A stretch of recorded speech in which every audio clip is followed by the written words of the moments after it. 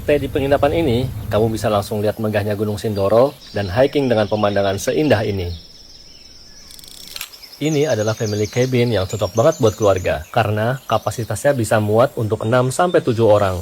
Cabin ini memiliki 2 lantai, dengan 3 tempat tidur.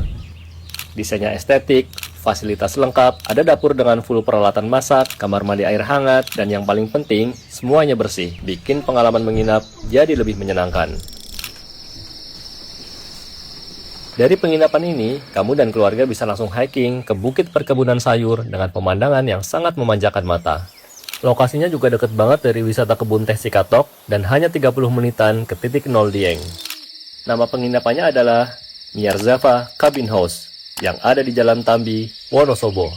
Buat kamu yang ingin merasakan Dieng dengan cara yang berbeda, mungkin tempat ini bisa jadi tujuan perjalananmu berikutnya. Jangan lupa save dan kirim ke keluargamu ya.